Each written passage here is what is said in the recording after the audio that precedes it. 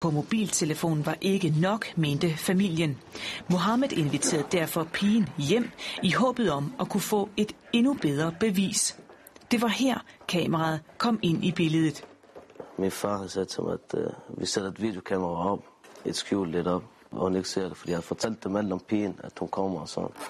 De blev så meget glade og tænkte på og håbede på det bedste, at hun ville sige det hele, mens der er kamera på. Familien havde aftalt med deres dømte søn Sharif, at han skulle ringe hjem fra fængslet til sin bror for at se pigens reaktion. Dette er familiens videooptagelser. Vi har valgt at sløre pigens ansigt og hendes stemme. Sharif, der ringede hjem fra fængslet, bad om at tale med pigen. Hvad skal jeg sige? Jeg ved ikke.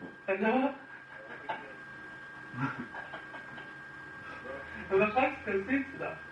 Han spurgte hende om, hvorfor hun havde anmeldt ham for voldtægt. Jeg har vel ret i tid noget.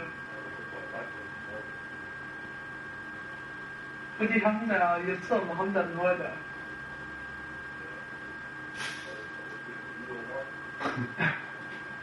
Og helt seriøst, det var ikke meningen. Altså, det var lidt mærkeligt at se det, fordi at, hun har jo meldt dem for voldtægt, og hun står og griner. Hun griner af dem. Hun synes, det er sjovt, at de har været inde og sidde i snart et år. Jamen, det ved jeg sgu godt. Det er skæld at sige, fordi det nytter ikke noget at sige undskyld, fordi jeg kan ikke skille sig undskyld, så jeg synes, jeg har noget sådan noget. Bagefter talte Mohammed Saloni og pigen videre om, hvad der var foregået på toilettet på Fredericia Banegård. Som vi fortalte tidligere, så har pigen ifølge Station 2's oplysninger fortalt, at hun blev skubbet ind på toilettet af drengene.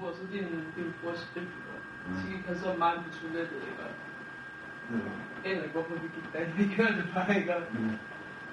Og så i starten, så får hun på krydsmærker, og så skubber hun væk fra, ikke? Og så anden gang på krydsmærker, så krydser jeg sådan der. Ifølge vores oplysninger har hun tidligere fortalt, at alle 3 drenge var på toilettet. Hvor de andre 2, de var i forhold? Ja, klub væk. Jeg ved ikke, hvor de var henne. Hvordan vidste du, de var sådan? Jeg gættede der. Jeg gættede på, hvor de var henne. I løbet af samtalen taler de om, hvad der sker, hvis pigen trækker sin anmeldelse tilbage. Du har det godt. Ja, hvis vi finder ud af, at jeg har. Hvis jeg går hen og siger, det var falsk, det der, bla bla bla, og så lukker de mod sig for det, så de bror kommer tilbage, de der 2 andre kommer tilbage, som der er foregået, ikke?